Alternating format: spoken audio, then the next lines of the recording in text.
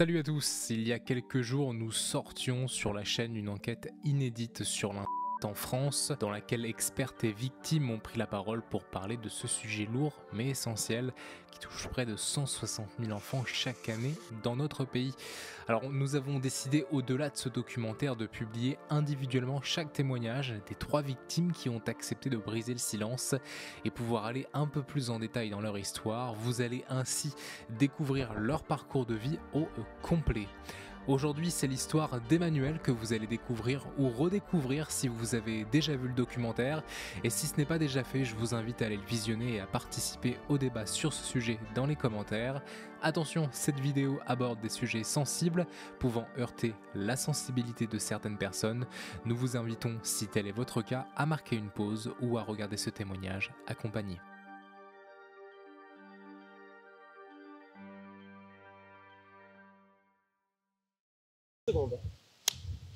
On y est. Je sors les questions. Je m'appelle Emmanuel Breton, je suis préparateur physique indépendant où je coach plus d'une centaine de personnes la semaine et en parallèle je suis aussi préparateur physique dans le basket où je m'occupe de la prévention et de la forme physique des athlètes dans l'équipe. Aujourd'hui je décide d'en parler à visage découvert, de plus me cacher. Et déjà, c'était une volonté depuis tout petit de raconter en fait mon histoire. Mon histoire est aussi celle de ma petite sœur. Pendant le Covid, en fait, tout a explosé et j'ai décidé de plus vivre avec ce fardeau sur les épaules et j'ai voulu me soulager pour que ma deuxième partie de vie soit beaucoup plus simple à gérer, tout simplement. Alors, il faut savoir que très tôt, Emmanuel, il va être placé en famille d'accueil. Mais alors là, il faut faire une distinction. Il va avoir 2 agresseurs. Tonton, c'est le nom qu'il donne à son agresseur au sein de la famille d'accueil, l'homme qui s'occupait de lui durant la première partie de son enfance. Il a ensuite été abusé par son oncle qui cette fois-ci a bien un lien de sang avec lui au sein de sa propre famille quand il est retourné chez sa mère. À l'âge de 2 ans, je me retrouve dans un foyer, moi et ma petite sœur. Ma maman a la volonté qu'on se retrouve en famille d'accueil. Elle a une deuxième volonté qui est très importante pour elle, c'est qu'on ne soit pas séparés. À la base, cette famille d'accueil voulait uniquement s'occuper de ma petite sœur. Mais au final, on a été adoptés par cette famille tous les deux. Premier souvenir que j'ai, je suis très jeune, je me rappelle pas précisément de mon âge, mais je sais que ça se passait dans un endroit bien précis et quand l'agresseur s'occupait de ma petite sœur, j'étais assis sur une machine à laver. Ça me semblait hyper haut, j'avais peur de tomber. C'est d'ailleurs pour ça qu'on était assis sur cette machine à laver. Quand il avait fini de s'occuper de ma petite sœur, c'est ma petite sœur qui était assise sur la machine à laver et c'est moi qui ai été agressé, quoi. Et j'ai un autre souvenir qui m'amène à penser que j'étais tout petit, c'est que quand il me demandait de s'asseoir sur ses genoux, je galérais à monter sur ses genoux, c'était trop haut, quoi. On est fin de maternelle, quoi, sur les premières agressions. Ça s'arrête pour moi en 6e, 5e. Pour ma petite sœur, ça va durer beaucoup plus longtemps, quoi. Mais moi, ça s'arrête en début de 5e, je pense. J'avais quelques souvenirs, quelques images de certaines scènes, de certaines situations. La thérapie a fait sauter beaucoup de cadenas et en fait, je me suis rappelé pendant la thérapie d'autres scènes et c'est là que j'ai compris que ça n'avait pas été quelques fois, mais ça avait été longtemps sur la durée. Tonton de la famille d'accueil, c'est comme ça qui voulait qu'on les appelle, tonton et tati. D'un point de vue de ma propre famille, les plus grosses agressions que je vais subir, c'est de mon propre oncle. On parle d'Emmanuel, mais évidemment, on peut aussi parler de sa sœur qui était victime des mêmes faits, parfois plus graves, car comme il l'a expliqué, elle est restée plus longtemps au sein de cette famille d'accueil. Mais Emmanuel nous parle également d'une autre question sans réponse, son père, et de l'histoire de sa mère et du collectif qu'elle aurait subi durant sa jeunesse. Je souffre plus de voir ma sœur se faire agresser que moi me faire agresser.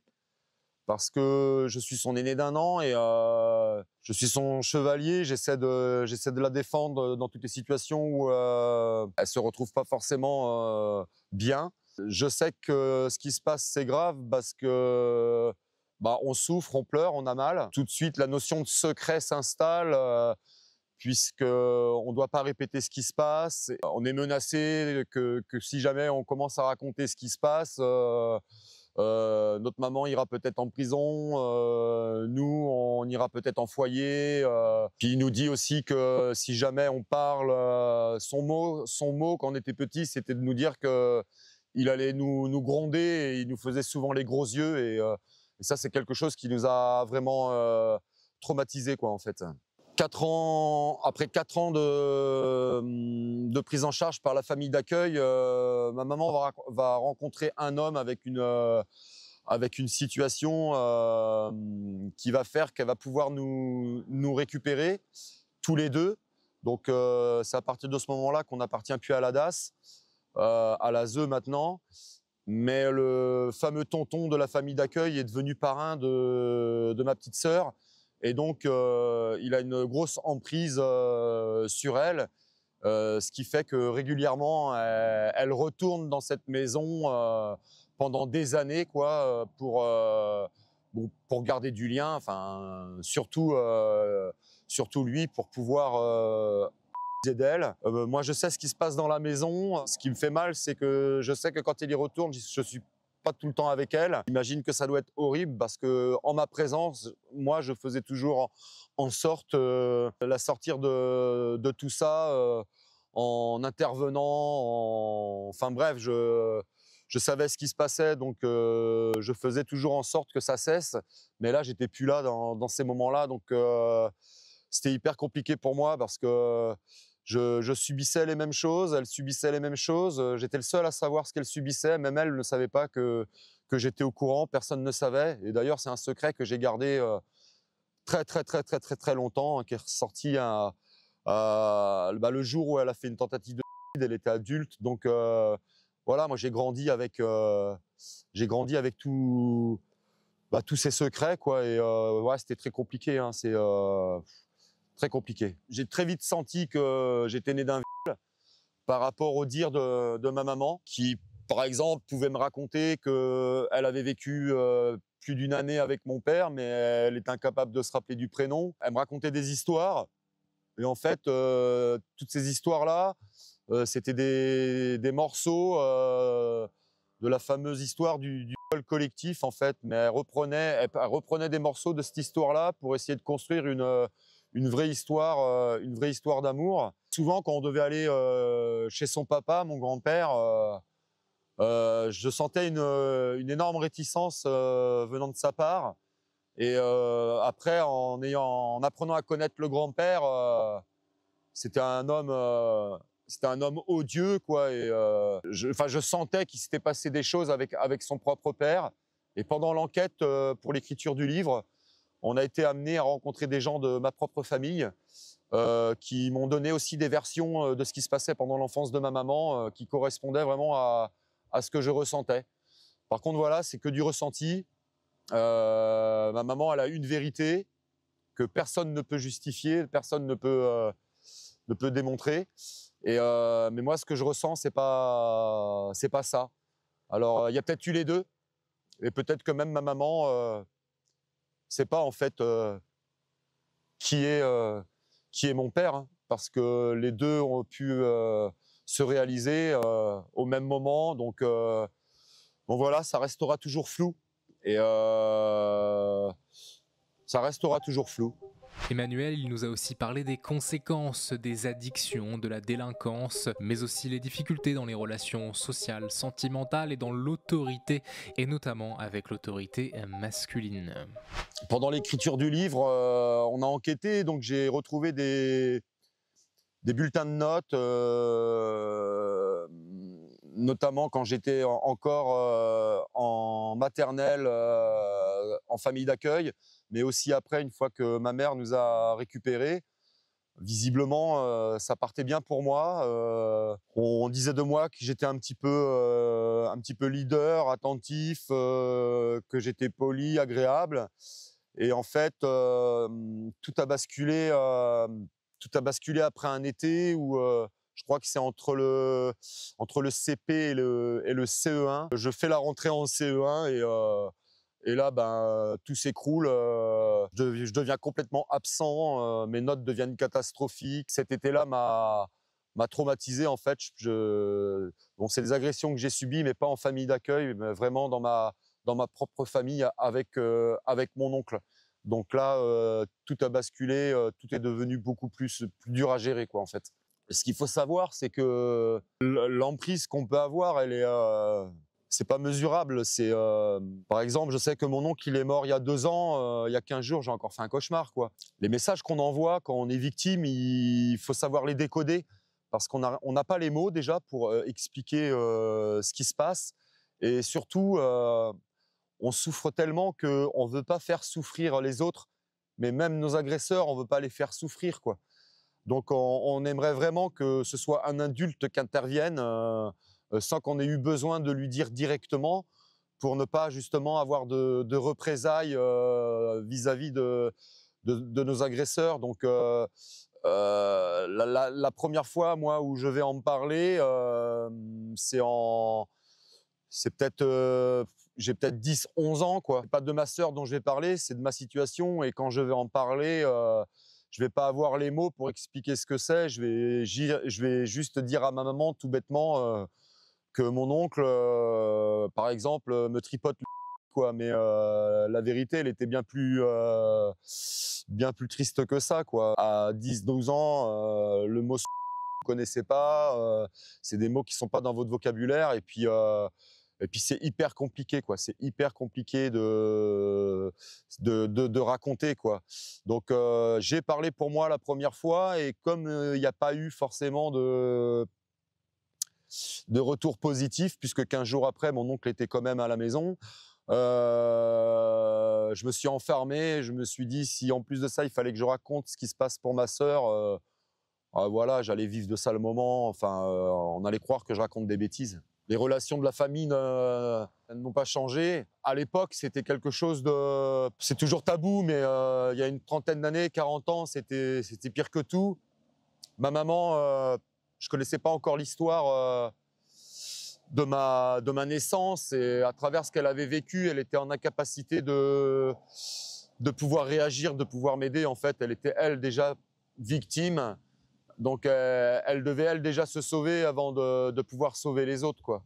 Dès la fin du CM2, déjà, donc j'arrive pas à mettre une cause à ça, mais par exemple, j'écris plus mes devoirs sur mon cahier de texte. Je suis en CM2, je vais piquer, par exemple, le paquet de cigarettes du prof qui est sur le bureau. Je vais commencer à voler. Je sens que je suis plus pareil. Et puis arrivé au collège, je pense par rapport à l'effet de masse où il y a beaucoup d'élèves, c'est là que je commence à complètement décrocher, quoi. Je m'intéresse plus du tout à l'école, je suis plus attentif, je suis assez agressif. Je me rends compte que le sport me fait énormément de bien. J'exprime toute ma colère à travers l'engagement physique. Et puis après, ben, très vite, je tombe dans des addictions. Je commence par sniffer du K2R, du Poppers. Je m'enfonce des agrafes dans les doigts. Je vois bien que je suis complètement déconnecté de mes autres copains. Et puis fin du collège, c'est l'alcool. Je fume très vite des cigarettes. J'ai des boucles d'oreilles aux 2 oreilles. Il n'y a pas un garçon qui en a une. Voilà, tout pour me faire remarquer quelque part, hein, en fait. C'était ma façon à moi d'exprimer mon mal-être parce que justement, j'arrivais pas à l'exprimer oralement. Pendant le collège, en fait, je suis obnubilé par une seule chose, c'est comment faire pour tuer mes agresseurs et les agresseurs de ma sœur, en fait. J'ai une seule envie, c'est de les tuer, quoi. Donc ça passe par tous les scénarios possibles. Et je sens bien que le milieu adulte, bah, je dirais pas que je prends les adultes pour des cons, mais c'est pas loin et j'ai l'impression vraiment de savoir plus de choses qu'eux sur les comportements humains. J'ai un gros problème très vite avec l'autorité. Alors l'autorité masculine, n'en parlons pas. Et là où je ressens quelque chose, enfin les premiers symptômes que je ressens par rapport à ce que j'ai vécu, c'est les premières histoires d'amour avec les copines à la fin du collège où à plusieurs reprises j'ai la possibilité de passer à l'acte et c'est là que à chaque fois je m'aperçois que je prends un mur et que je suis obligé d'arrêter la relation avec la fille avec qui je suis parce que tout remonte à la surface. Donc c'est vraiment à cette période-là où je commence à sentir que je suis traumatisé, quoi.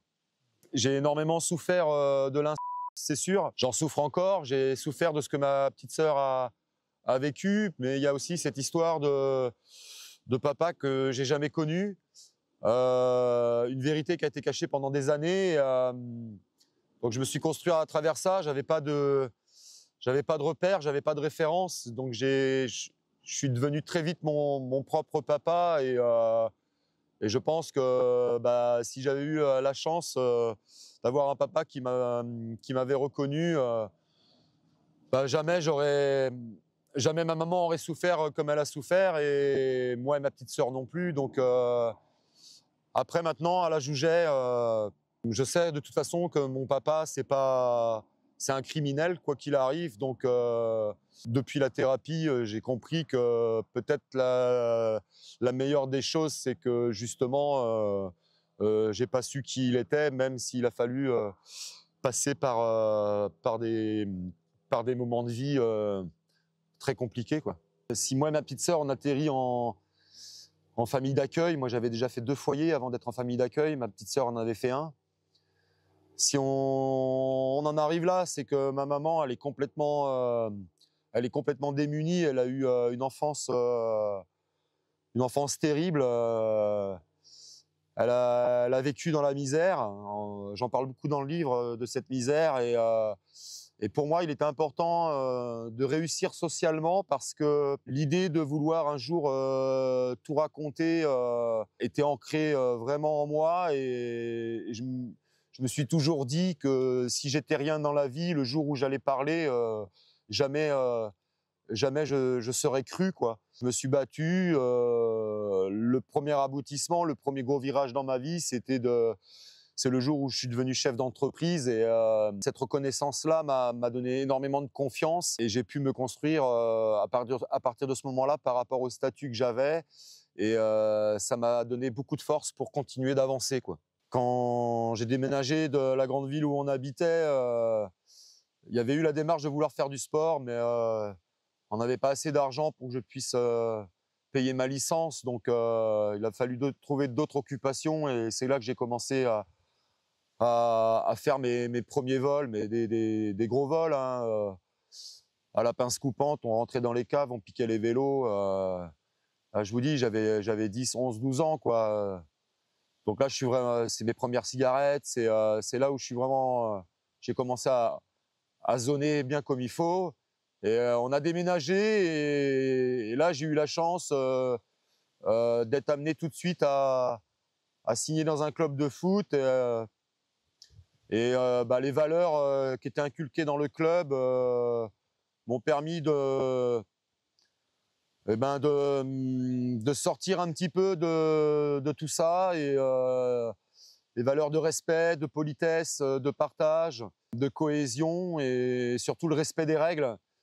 Mais surtout, j'avais la possibilité de toute mon énergie, toute mon agressivité, je pouvais le mettre dans quelque chose de positif et c'est la première fois que ça arrivait et effectivement après le sport ne m'a jamais quitté, quoi. Et oui, par la suite, j'ai continué à pratiquer, notamment dans un club de basket au MBC à Montfort-sur-Meux. Et là, j'ai rencontré des gens fabuleux. Et même si en parallèle, je vivais avec aussi mes démons, ça m'a permis de trouver un équilibre et de ne pas basculer dans le mauvais monde. Ce que le sport m'a apporté, eh ben, j'essaie de le retransmettre parce que à travers l'activité sportive, on peut aussi renaître. J'ai toujours eu envie d'aider les autres. J'aurais voulu aider les autres plus vite comme je suis en train de faire aujourd'hui, mais j'en étais pas en capacité. Mais par le biais de l'activité sportive, j'ai pu aider les gens à s'améliorer, à aller mieux. Et, euh, et oui, effectivement, pour moi, c'était essentiel que je transmette en fait, je transmette ce qu'on m'avait transmis pour aider les autres. Ouais, ça m'a toujours habité aussi, ça, oui. La rencontre avec sa femme et la naissance de ses 2 enfants vont également être un vecteur pour Emmanuel dans sa quête de résiliation. Émilie a énormément contribué au fait que je puisse rester debout et avancer dans ma vie. Je pense que sans cette rencontre-là, j'aurais vraiment basculé dans autre chose. Elle m'a donné déjà l'envie de créer une famille que j'ai pas eue. On s'est mariés, on a tous porté le même nom. On a 3 enfants formidables, extraordinaires. Les enfants, au départ, il y a plusieurs phases, mais le jour où j'ai ma première fille, c'est compliqué parce que potentiellement je deviens un papa, donc je suis plus un enfant, donc je suis potentiellement un agresseur.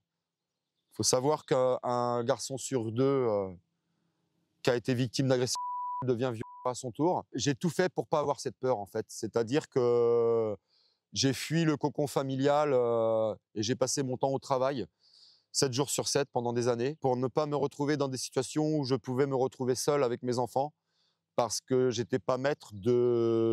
sentais que j'étais pas maître de mes agissements. J'ai rendu ma vie pénible en fait.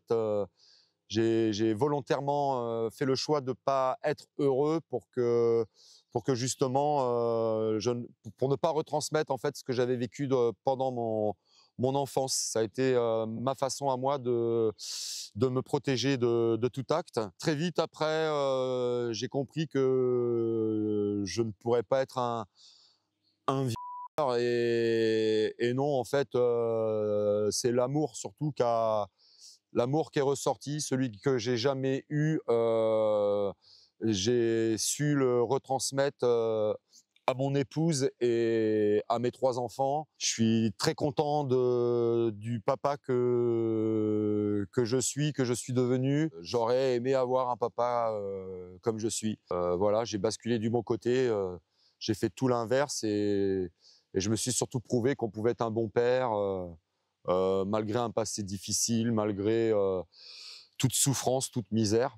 Donc c'était un long voyage, mais que c'était possible. Mes enfants sont aujourd'hui ma force. Ils m'aident beaucoup dans mon combat. Et ce qui est assez extraordinaire, c'est que donc, je me suis séparé de leur maman en 2019. Depuis que je suis séparé, depuis que je suis parti du foyer, mes relations avec mes enfants ont complètement changé. C'est une métamorphose. Et aujourd'hui, ils m'avouent qu'ils se demandaient un petit peu qui était l'homme qui vivait sous le même toit qu'eux. Ils me considéraient pas forcément comme un papa parce que j'étais dans le silence, j'étais un fantôme. Et que depuis que je suis parti, que je me suis retrouvé face à moi-même, ils me découvrent et c'est super parce qu'on s'est rapprochés et puis il y a une fusion énorme. On est vraiment ensemble, quoi. Donc c'est vraiment fort. Le déclic pour Emmanuel va arriver durant le Covid-19 en 2020 où il va décider d'aller déposer une plainte à la gendarmerie. Donc en 2020, le Covid arrive, j'ai plus le droit d'exercer. À ce moment-là, je suis aussi salarié au Montfort Basket Club, donc et j'ai ma salle de sport, mais plus le droit de travailler. Et le travail a été une addiction pendant des années où ça m'occupait l'esprit. Et là, bah, mon esprit, du jour au lendemain, il n'était plus occupé. Ça a laissé de la place et en fait, crescendo, le passé était en train de remonter ce qui a été butoir, fatal, c'est une rencontre avec Ludivine Mal, une autre victime en fait, qui a tout déclenché. Et donc j'explique vraiment l'histoire dans ce passage-là dans le livre. Et c'était peut-être c'était certainement la première fois de ma vie où directement je me retrouvais face à une victime. De par ces mots, les échanges qu'on a eus, bah, ça m'a donné une force. Et il s'avère que le lendemain de cette rencontre-là, je me suis retrouvé à la gendarmerie pour être entendu pendant 6 heures et j'ai déballé toute ma vie, quoi. Si on résume, je suis né d'un criminel. Dans ma famille d'accueil, ce sont des criminels. Dans ma propre famille, je subis par un criminel. Donc l'image de l'homme que j'ai dans mon enfance, elle est terrible, quoi. Le jour où j'arrive à la gendarmerie, je demande à parler à une femme et parce que je suis pas à l'aise de raconter à un homme, mais j'arrive à le faire quand même. Je me surpasse. Et ce qui est compliqué, c'est je vois bien que le gendarme, il veut bien faire, mais j'en sais tellement plus que lui sur le sujet que je sens que j'ai pas encore la bonne personne devant moi, quoi. Mais en attendant, y a de l'empathie. C'est un peu dur parce que lui, il a besoin de savoir si je suis pas mytho, donc il rentre dans les détails. Je me sens un peu agressé, presque moi je me sens presque même le criminel tellement les questions sont gênantes. Et très vite, il y a une femme qui intervient, une femme gendarme, et ça s'apaise et on finit l'audition calmement. J'avais déjà témoigné bien avant, après le fameux Noël 2002, pour accompagner ma sœur lorsqu'elle avait porté plainte. Et là, j'avais pas eu la force de le faire. Je sentais qu'on était loin de tout, quoi. Et d'ailleurs, il n'y avait pas eu de suite. Donc ouais, c'était compliqué de parler à un homme, comme ça a été compliqué de parler à mon psychologue. Pendant la thérapie, les premières séances ont été très compliquées. En simultané, j'étais obligé de parler aussi à une infirmière pour des sujets que j'arrivais pas à aborder avec mon psychologue. Mais après, au bout d'une petite année de thérapie avec Monsieur Villerbu, j'ai pris confiance, il m'a mis en confiance, et le masculin n'était plus pour moi une difficulté. J'ai réussi à reprendre confiance en l'homme. Ah, Monsieur Villerbu, c'est alors, rien que là d'en parler, je suis très ému. Bah, il m'a sauvé la vie, quoi. Il m'a remis à l'endroit.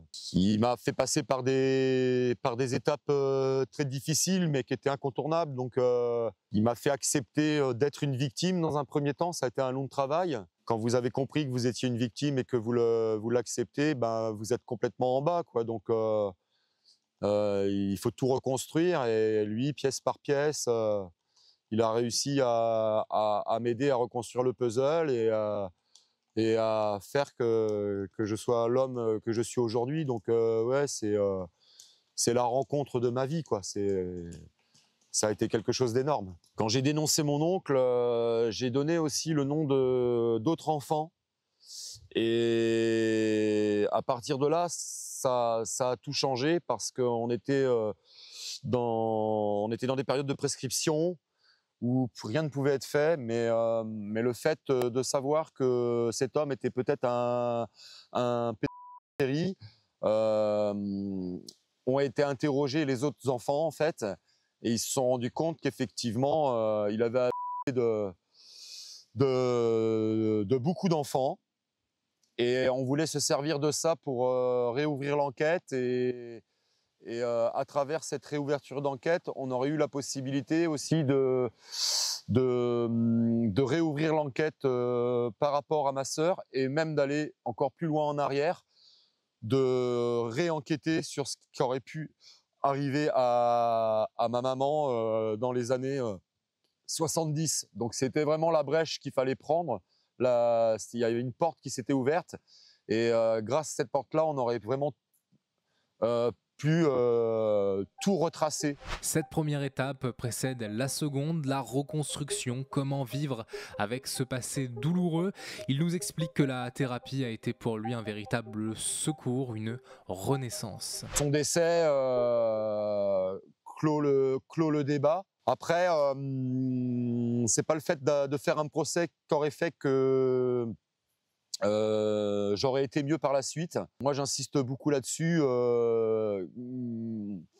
Aller en prison, obtenir des dommages et intérêts m'aurait pas rendu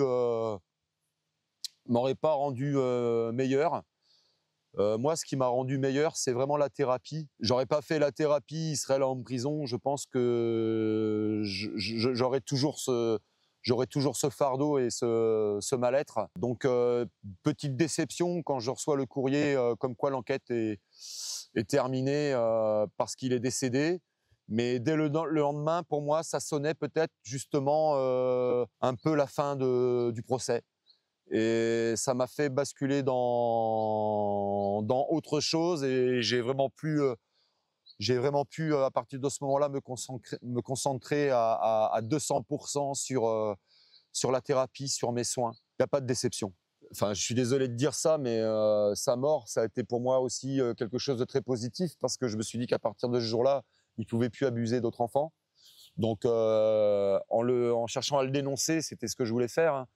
Que les victimes dont il a puissent justement témoigner, mais c'était aussi pour qu'il arrête d'agresser. Donc la mort a acté ça au moins. Donc ça, c'était quand même une satisfaction. Leur mettre une balle, voilà, ça les aurait tués. Après, est-ce que moi, tout le travail que j'ai fait derrière, je l'aurais fait? Je suis pas sûr.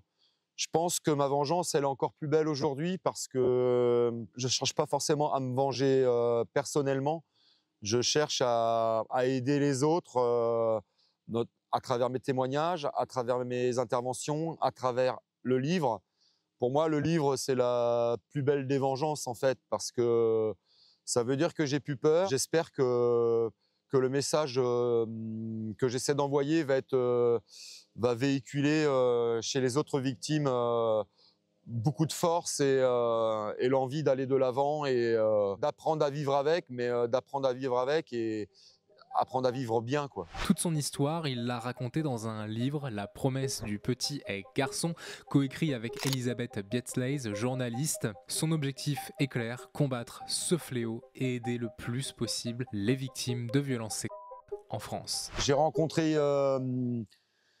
Isabelle par l'intermédiaire d'un ami. J'avais besoin de quelqu'un pour écrire mon livre, on l'a écrit à 4 mains. C'était une grosse aventure. Ça a été très éprouvant. L'idée à travers le livre, c'était de raconter mon histoire, mais de raconter comment arrive l'inceste, comment ça se passe quand on est incesté, cette fameuse toile qui est tissée sur des années, voire des générations. De montrer forcément les dérives, mais qu'il y avait aussi la possibilité de s'en sortir. Et c'est ce que raconte la fin du livre. On est beaucoup sur la thérapie. C'est que j'explique dans le bouquin clairement que je savais pas que parler c'était le remède au silence. Donc je donne beaucoup d'espoir à travers le livre, mais c'est pas du vent, quoi. C'est aujourd'hui que la thérapie est terminée, même si j'ai encore des contacts avec mon psychologue. Le livre est aussi terminé. Je reste toujours en contact avec l'écrivaine. Je le ressens au plus profond de moi-même, que la thérapie m'a transformé, que le livre m'a libéré, m'a allégé. Je ressens vraiment que mon histoire, elle est sur papier, elle est plus dans moi et je savoure la vie comme jamais je l'avais savourée. J'ai même l'impression de vivre que depuis 2-3 ans en fait, parce qu'avant je vivais pas, je subissais quoi. Et là, maintenant, aujourd'hui, je sens le sol, je sens le vent, je sens que j'existe quoi. Et avant, je subissais quoi. C'était terrible quoi. Et surtout, d'éveiller l'entourage parce que tant qu'on n'est pas concerné directement, on a tendance à se dire ça peut pas m'arriver, mais malheureusement, je suis pas loin de la vérité quand je dis que toutes les familles sont impactées directement ou indirectement par ce fléau, quoi. Ça peut être la famille lointaine, c'est pas effectivement, ça peut être le papa, ça peut être le frère, ça peut être le grand-père, mais comme pour moi, c'était le tonton, ça peut être un cousin lointain, ça peut être la famille d'accueil, ça peut être le voisin, ça peut être l'entraîneur de foot, de basket, ça peut être tout le monde. Aujourd'hui, j'ai vraiment envie de militer et d'aider tous ceux qui militent pour combattre le reste, parce que seul on n'y arrivera pas et j'estime qu'on a tous un rôle à jouer. Aujourd'hui, je connais des gens qui ne sont pas concernés directement, mais en ayant lu le livre, maintenant s'interrogent, ont des réflexions qu'ils n'avaient pas avant sur le sujet. Donc bravo à eux parce qu'ils deviennent aussi des soldats et on a vraiment besoin de tout le monde pour avancer et puis gagner cette guerre, quoi. Durant notre entretien, Emmanuel va adresser un mot aux jeunes victimes, mais surtout aux adultes qui les entourent. On l'écoute. Je l'encouragerais surtout à pas lâcher. Il y a des gens qui te croient, il y a des gens qui savent qu'il va y avoir un moment, ça va être le bon, et il faudra le saisir. Et que effectivement, rien ne sera simple, mais ce sera quand même plus simple que la victime a vécu ou est en train de vivre. Je ressens au plus profond de moi-même ce qui empêche de parler. Je ne vais pas mentir, quand on parle, tout ce dont on se méfiait, ce qui nous empêchait de parler, arrive. Donc on a confirmation de pourquoi on ne parlait pas. Mais le fait de parler va libérer. Et si on a envie de s'en sortir, on va provoquer forcément des rencontres qui vont faire qu'à un moment, on va tomber sur une personne qui va être justement la bonne, qui va déclencher justement le gros virage pour se reconstruire, se soigner. Et j'espère, comme moi j'ai eu la chance de connaître la résilience. Mais c'est compliqué de dire à un enfant aujourd'hui de dire quoi faire parce que moi j'ai compris que c'était seul qu'on pouvait s'en sortir, quoi. Donc je vais pas dire à un enfant faut parler, faut aller parler parce que ça va pas l'aider parce qu'il le sait très bien qu'il faut parler. Un thérapeute, un psychologue en 2-2, il va déceler les problèmes chez l'enfant. Il va tout de suite savoir. Parce qu'ils sont professionnels, ils sont formés pour ça. La personne lambda, elle va voir qu'il y a des dysfonctionnements chez l'enfant, mais elle n'est pas formée pour ça. Donc c'est ce qui va lui faire peur. C'est ce qui va lui faire peur et c'est peut-être ce qui va faire qu'elle va pas vouloir se mêler justement à la problématique. Mais par contre, cette personne-là, même si elle s'en mêle pas, elle peut aussi se renseigner et orienter l'enfant vers justement un organisme ou une personne qui va pouvoir l'aider vraiment professionnellement. Aujourd'hui, le numéro que tout le monde doit avoir en tête, c'est le 119. Pendant la conférence Ludivine qui m'a permis justement de libérer ma parole, est intervenue et a bien expliqué au public qu'aujourd'hui, c'est obligatoire de faire un signalement quand on sent qu'un enfant est en danger, quoi. C'est obligatoire. On n'a pas le droit de se taire. Il faut vraiment aller dénoncer. Et puis, vaut mieux se tromper que de rien faire.